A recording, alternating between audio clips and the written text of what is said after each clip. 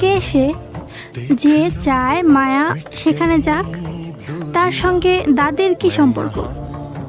পরদিন সকাল, মায়া সিদ্ধান্ত নিয়ে ফেলল সে যাবে।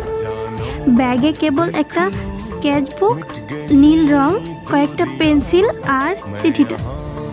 ট্রেনে চড়ে রওনা দিল রাঙামাটি। চারিদিকে কুয়াশা, পাহাড়ের মাঝে সূর্যের রং ছড়িয়ে পড়ছে ধীরে ধীরে। সে জানে না ঠিক কি অপেক্ষা করছে তার জন্য, তবে একটা অদ্ভুত টান অনুভব করছে ভেতরে ভেতরে। নীলবতী কটেজটা প্রথম দিন।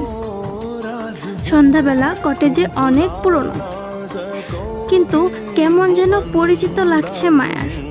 দরজার তালা নেই, হালকা ঠেলে দিলেই খুলে গেল। ভেতরে ঢুকেই মায়া থমকে দাঁড়াল। দেয়ালে ঝুলছে একটি অর্ধেক আঁকা ছবি, একটি নীল পদ্ম, আর নিচে লেখা একটি নাম, আরিশ রহমান। মায়ার ঠোঁট কেঁপে উঠল। এই নামটা তো আমি কোথাও যেন শুনেছি। ঠিক তখনই পেছন থেকে একটি কণ্ঠ ভেসে এলো, তুমি এসেছো মায়া।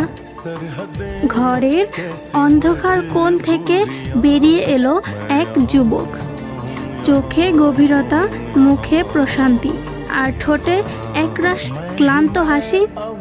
মায়া ভয় পায়নি, বরং তার হৃদয়ে যেন এক অজানা অচেনা অনুভূতি জেগে উঠল। মায়া, আপনি কে? আরিশ, আমি আরিশ রহমান, এই কটেজের শেষ বাসিন্দা। এবং তার কণ্ঠ থেমে গেল।